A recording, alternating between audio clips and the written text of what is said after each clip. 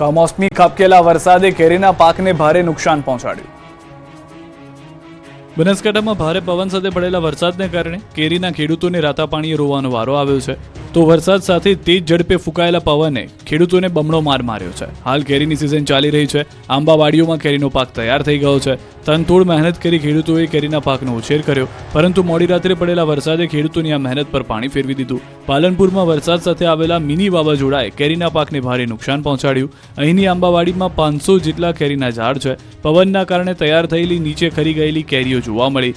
આંબાવાડીઓ રાખનાર વિશાલભાઈ પટનીનું કહેવું છે કે તેઓએ 8 લાખ રૂપિયામાં 500 કેરીનું આંબાવાડીઓ રાખ્યું હતું. આશા હતી કે તેમાંથી 15 લાખ રૂપિયાની કમાણી થશે, પરંતુ મોડી રાત્રે ખાબકેલા વરસાદે તમામ આશાઓ પર પાણી ફેરવી દીધું. વાવાઝોડાના કારણે આંબા પર રહેલી કેરીઓ નીચે ખરી પડી, જેના કારણે તેમને લાખો રૂપિયાનું નુકસાન થાય તેવો અંદાજ છે. ખેડૂતનું કહેવું છે કે સરકાર સર્વે કરી અમને સહાય આપે, નહીં તો અમારા માથે દેવાના ડુંગર ચડી આવશે. તો હવામાન વિભાગની આગાહી પ્રમાણે ઉત્તર ગુજરાતના સાબરકાંઠા, અરવલ્લી અને મહેસાણા જિલ્લામાં પણ વરસાદ ખાબક્યો. બનાસકાંઠા ઉપરાંત ઉત્તર ગુજરાતના અરવલ્લી, મહેસાણા અને સાબરકાંઠા જિલ્લામાં પણ આગાહી પ્રમાણે વરસાદ ખાબક્યો.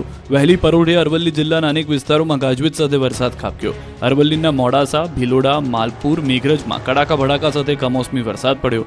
પવન સાથે ધીમી ધારે પડેલા વરસાદે જિલ્લાના ખેડૂતોની સવારથી જ જાણે કે ઊંઘ બગાડી. અરવલ્લી જિલ્લામાં ઉનાળુ પાકનું સારા પ્રમાણમાં વાવેતર થાય છે અને હાલ પાક લેવાનો સમય પણ ચાલી રહ્યો છે. અત્યારે પવન સાથે પડેલા વરસાદથી બાજરી, જુવાર સહિતના પાકને નુકસાન થવાની ચિંતા ખેડૂતોને સતાવી રહી છે. આ તરફ સાબરકાંઠા જિલ્લાના વાતાવરણમાં પણ પલટો જોવા મળ્યો. મોડી રાત્રે જિલ્લાના ખેડબ્રહ્મા, વિજયનગર, હિંમતનગર સહિતના અનેક વિસ્તારોમાં માવઠું થતા ખેડૂતોની ચિંતા વધી. જોકે વાતાવરણમાં આવેલા પલટાથી લોકોને અસહ્ય ગરમીથી રાહત પણ મળી. વરસાદે મહેસાણા જિલ્લાને પણ બાકી નથી રાખ્યો. મોડી રાત્રે મહેસાણાના અનેક વિસ્તારમાં વરસાદે જમાવટ કરી. વડનગર, વિજાપુર, વિસનગર તાલુકાના ગ્રામ્ય વિસ્તારમાં વરસાદે માજા મૂકી. વિજાપુરમાં 19 મિલીમીટર, જ્યારે વિસનગરમાં 2 અને વડનગરમાં 5 મિલીમીટર વરસાદ ખાબક્યો હતો. આગામી 8 મે સુધી ઉત્તર ગુજરાતમાં માવઠાની હવામાન વિભાગે આગાહી કરી છે, જેના કારણે ખેડૂતો કદાચ ખેતીમાં નુકસાન ભોગવવા માટે તૈયાર રહેવું પડશે. ઘઉં, બાજરી, જુવાર સહિત ઉનાળુ પાકમાં ખેડૂતોની મહેનત પર માવઠું મોટી ઘાત બનીને ત્રાટકી શકે છે. જોકે ગરમીમાંથી રાહત મળી છે, પરંતુ ખેડૂતોની ચિંતા ચોક્કસથી વધી છે. બનાસકાંઠા ઉપરાંત અરવલ્લી, સાબરકાંઠામાં પડેલા વરસાદે નુકસાની સાબિત કરી છે. હવામાન વિભાગની આગાહીને કદાચ માર્કેટયાર્ડ અવગણી રહ્યું હોય તેવા દ્રશ્યો અરવલ્લી ભિલોડા માર્કેટયાર્ડમાં સામે આવ્યા. ભારે પવન સાથે વરસાદની આગાહી કરી હોવા છતાં તંત્ર તકેદારીના કોઈ જ પગલાં ન લીધા હોય તેવું જોવા મળે, જેથી યાર્ડમાં પડેલા ઘઉં, મકાઈ, સોયાબીનનો પાક વરસાદમાં પલળી ગયો. ખેડૂતોની મહેનત જાણે કે પાણીમાં તણાઈ હોય તેવો ઘાટ સર્જાયો, તો વેપારીઓને પણ લાખો રૂપિયાનું નુકસાન થયું. આ અમદાવાદ વિરમગામની એપીએમસી બેદરકારીના દ્રશ્યો પણ આપ જુઓ.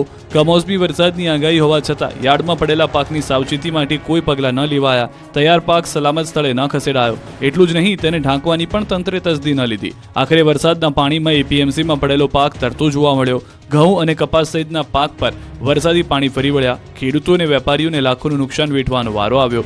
હજુ પણ 8 મે સુધી હવામાન વિભાગે ઉત્તર ગુજરાતના ભાગોમાં વરસાદની આગાહી કરી છે, ત્યારે હિંમતનગર માર્કેટયાર્ડ તરફથી ખેડૂતોને સાવચેત કરાયા છે. ખેડૂતોને પેદાશો સુરક્ષિત સ્થળે રાખવા માટે સૂચના અપાઈ છે. સાથે માર્કેટમાં પડેલા અનાજના જથ્થાને પણ ઢાંકીને રાખવા સૂચિત કરવામાં આવ્યું છે. આગામી દિવસોમાં પણ ગાજવીજ અને ભારે પવન સાથે વરસાદની આગાહી હોવાથી હિંમતનગર માર્કેટયાર્ડ અગમચેતીના પગલાં લઈ રહ્યું છે. અમદાવાદ શહેરના અનેક વિસ્તારમાં પણ કમોસમી વરસાદ ખાબક્યો. હવામાન વિભાગની આગાહી પ્રમાણે અમદાવાદ શહેરના અનેક વિસ્તારમાં વરસાદ જોવા મળ્યા. શહેરના સાયન્સ સિટી, સોલા, ભાડજ, ગોતા, ઇસ્કોન સહિતના વિસ્તારોમાં વરસાદી માહોલ જોવા મળ્યો. અમદાવાદ શહેરમાં વહેલી સવારથી કેટલાક વિસ્તારોમાં વરસાદી છાંટા જોવા મળ્યા. શહેરના સાયન્સ સિટી, સોલા, ભાડજ વિસ્તારમાં સવારે વરસાદી ઝાપટા પડ્યા, તો ઇસ્કોન, ખાટલોડિયા અને એસજી હાઈવે પર ભારે પવન સાથે વરસાદી ઝાપટા પડ્યા. અમદાવાદ શહેરમાં છેલ્લા ઘણા દિવસોથી કાળઝાળ ગરમી પડી રહી હતી. અસહ્ય ગરમીથી અમદાવાદવાસીઓ ત્રાહિમામ પુકારી ઉઠ્યા હતા, ત્યારે શહેરના વાતાવરણમાં અચાનક આવેલા પલટાને કારણે લોકોને અસહ્ય ગરમીથી રાહત મળી હતી. રાજ્યના ખેડૂતોના માથેથી હજુ પણ માવઠાની ઘાત ટળી નથી. આગામી 3 દિવસ ભારે વરસાદની આગાહી છે. ઉત્તર ગુજરાતના અનેક જિલ્લાઓમાં આફતનો વરસાદ ખાબક્યો, પરંતુ રાજ્યના ખેડૂતોની ચિંતામાં હજુ પણ વધારો થઈ શકે છે. આગામી 3 દિવસ રાજ્યમાં અતિભારે વરસાદની આગાહી કરાઈ છે. રાજ્યમાં કમોસમી વરસાદનું ઓરેન્જ એલર્ટ હવામાન વિભાગે આપ્યું છે. આગાહી પ્રમાણે 8 મે સુધી રાજ્યના અલગ અલગ વિસ્તારોમાં વરસાદ પડી શકે છે. ઉત્તર ગુજરાતના બનાસકાંઠા, સાબરકાંઠા, પંચમહાલ, અરવલ્લી, પાટણ, મહેસાણા સહિત મધ્ય ગુજરાતના પણ કેટલાક વિસ્તારોમાં વીજળીના કડાકા સાથે વરસાદ પડી શકે છે. આ તરફ સૌરાષ્ટ્રના બોટાદ, ગીર સોમનાથ, જામનગર, મોરબી, સુરેન્દ્રનગર, દીવમાં ઓરેન્જ એલર્ટની આગાહી અપાઈ છે. રાજ્યના અન્ય જિલ્લાઓમાં પણ વરસાદનું યલો એલર્ટ અપાયું છે. કેટલાક વિસ્તારોમાં વરસાદની સાથે કરા પણ પડી શકે છે. વરસાદની સાથે સાથે 60 કિલોમીટરની ઝડપે પવન પણ ફૂંકાઈ શકે છે. વરસાદી વાતાવરણને કારણે આગામી 5 દિવસ તાપમાનમાં 2 થી 3 ડિગ્રી સુધીનો ઘટાડો પણ નોંધાશે. દક્ષિણ પૂર્વ રાજસ્થાન પર સાયક્લોનિક સર્ક્યુલેશન બનેલું છે. એક ટ્રફ એક્સટેન્ડેડ થઈ રહ્યો છે, જે ટ્રફ દક્ષિણ પૂર્વ રાજસ્થાનથી લઈને દક્ષિણ ભારતમાં તમિલનાડુ સુધીનો છે, જેની ગુજરાત, મહારાષ્ટ્ર, કર્ણાટક પર અસર જોવા મળી શકે છે. જેના કારણે અમદાવાદના હવામાન કેન્દ્ર પરથી ગુજરાતમાં વરસાદ થવાની સંભાવનાઓ વ્યક્ત કરવામાં આવી રહી છે. અન્ય સમાચાર પર નજર કરીએ. જામનગરમાં રખડતા ઢોરે વૃદ્ધને અડફેટે લીધા. સમગ્ર ઘટના સીસીટીવીમાં કેદ થઈ.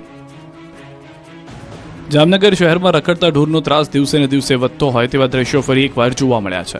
શહેરના પટેલવાડી વિસ્તારમાં આખલાએ વૃદ્ધને અડફેટે લીધા. જોઈ લો આ દ્રશ્યો. એક વૃદ્ધ